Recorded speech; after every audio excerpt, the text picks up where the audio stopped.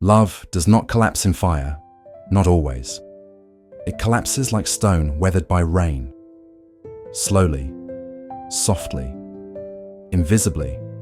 It is not only what we do to one another, but how we speak to one another that decides whether love will thrive or rot in silence.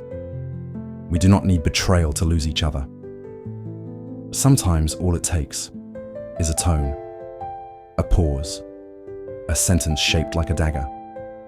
Let us now walk together through the hidden language of heartbreak, not to shame, but to awaken, not to condemn, but to remember how sacred our speech can be. Chapter 1. Criticism. You always ruin things. The slowest poison is the one spoken as truth. Criticism does not point to a moment, it aims at identity. Instead of "you forgot," it becomes "you are forgetful." It erases a mistake and writes it into the other person's name. But love is not a court where one must defend their character. It is a refuge where one is seen as imperfect but worthy still. The Stoic soul speaks. Critique the behavior, never declare war on the soul. Even a sword of truth can be used for violence. Sheathe it in gentleness.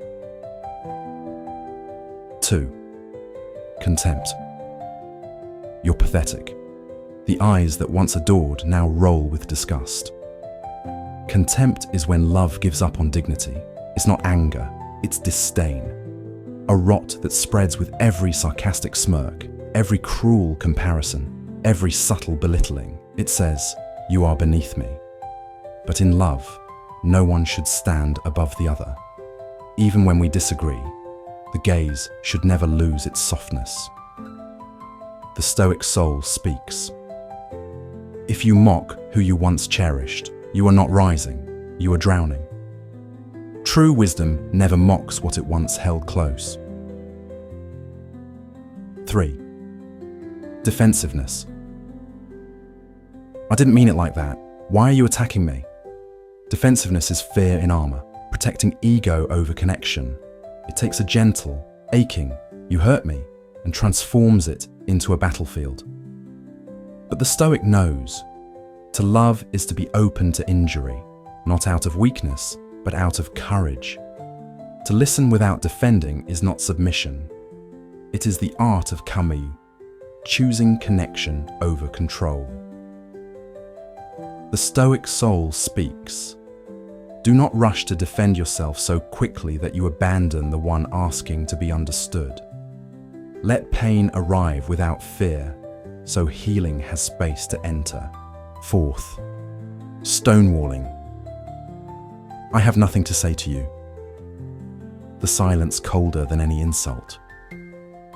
There is a kind of silence that nourishes, and another that freezes. Stonewalling is abandonment disguised as control. It says, "You will suffer while I withhold." It turns conflict into exile, and worst of all, it makes the other person question their own worth. Yes, take space. Yes, find calm, but never vanish. The Stoic soul speaks. Silence is powerful. Use it to reflect, not to punish.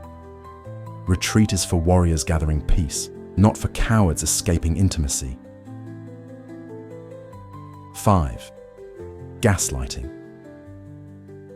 That didn't happen. You're just imagining things.